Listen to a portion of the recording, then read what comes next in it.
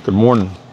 Appreciate you guys being here. Hopefully you got some good interviews with the guys that were just here as we head into scrimmage number 2 tomorrow and looking for our entire organization to take ownership of our processes and our system, and also an opportunity to test our players and challenge our players and put them in situations where we can assess and train their competitive responses. I learned that a little while back by a great mentor.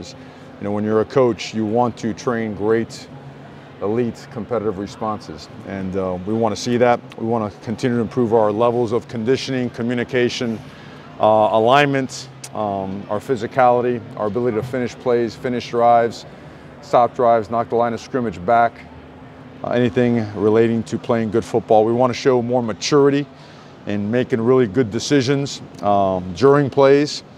We want to make sure that our technique and fundamentals take another step. We want to make sure that we mix and match a couple of more personnel combinations on both sides of the ball. And we want to find out who's for real.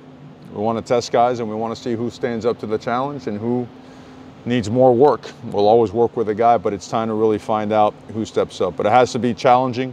We got to create a team of full-speed players, and full-speed players that play that way all the time. So the camp has been geared to that.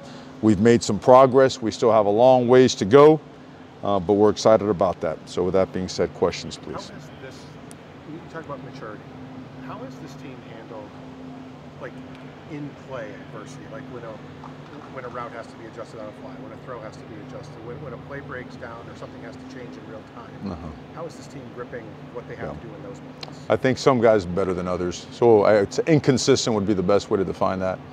You know, you have to practice a certain way. Like the blueprint that we use, it's demanding, but it has its moments where you ramp up and then other moments where you cool the engine, shut them down so that your body can recover, so you can train the mind as hard as you train the body. And then you want to come out and see what's the result of that. And, you know, if it all requires mental intensity as much as it does, you know, physical toughness and all that goes with it. So we have seen some guys get better, but we still, to be the team that we want to be, the organization that we want to be, and when I say this, I mean the coaches as well. I mean, every single part of their processes will be tested.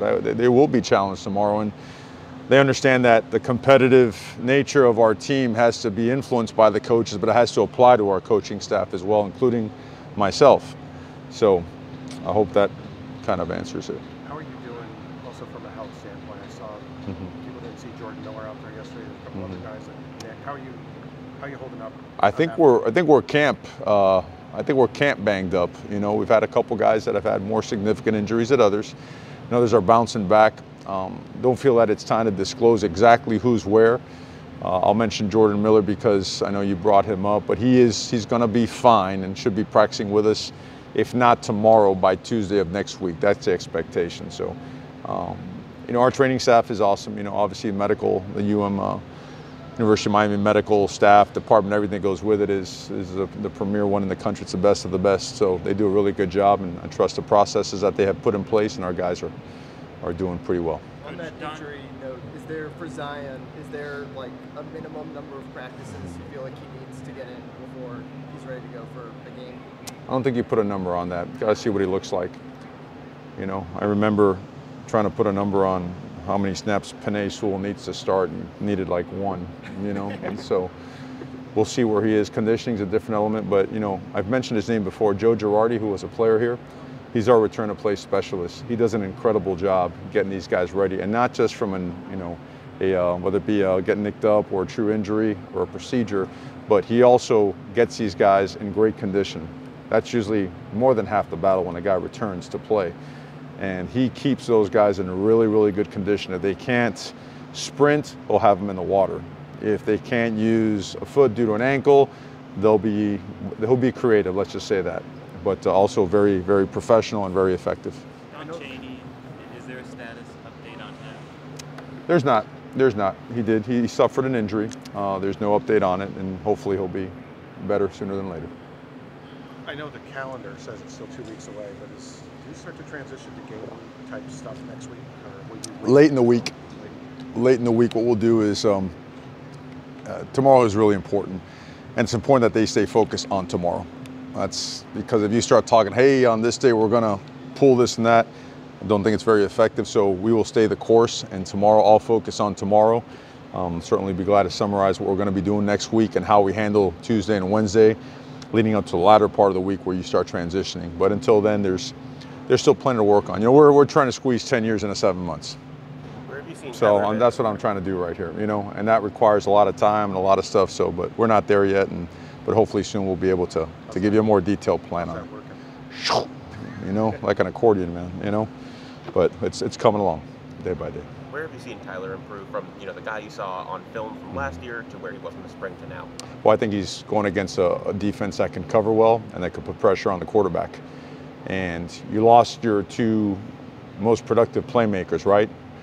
In terms of from a receiver standpoint, if I'm correct, I could be wrong. But those guys, I mean, you watch, there's a lot of, right, third and long, go up and make a play.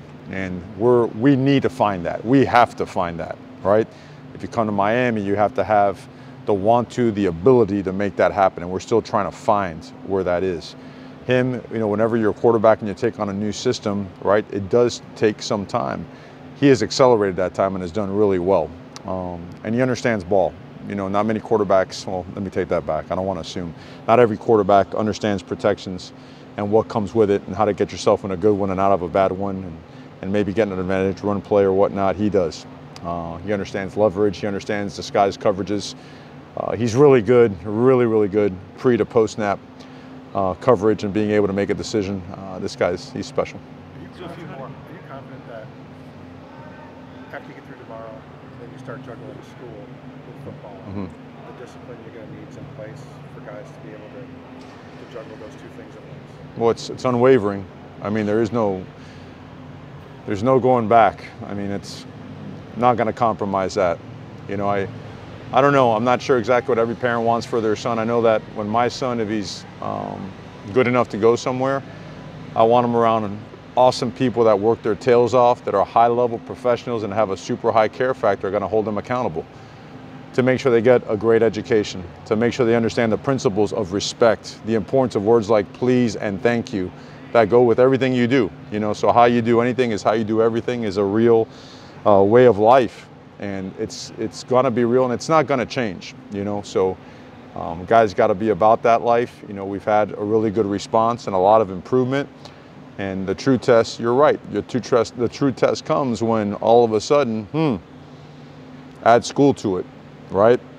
All of a sudden, the simplicity of having your snack ready, well, you better make sure you find a way to prepare doubly because you're going to be jammed up in classes and going to a tutor before you got to hurry on back for a 6:45 meeting. So, and then we also, next week we transition to 20-hour weeks, which is different from, I've been on the West Coast where it's quarters. So you don't have any classes for about 4 or 5 weeks. So that's something for me to get used to. But we will adjust at whatever cost it takes. But the 20-hour rule applied when you were a student here, of course. Next question, please.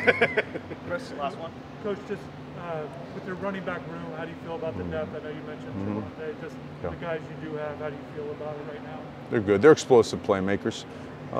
The most important, I would say, the aspect that you see a fair amount of improvement still needs to get better is in ball security. You know, thought we were a little bit loose with the ball, just watching film from a little bit from the past. We're asking a lot of them.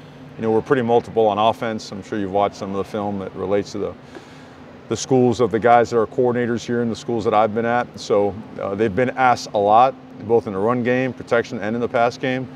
And they're really, really good. Now we obviously, you know, we're a little bit banged up and we're gonna have to adjust. And that comes with it. So we will adjust and we'll make do. Do you have an update on Javonte other than a significant injury? He's significant. It's significant. Great. Thank you very much, Coach. Okay, guys. Thank you. Thank you very much. Have a great day. Okay, guys, you have a good day.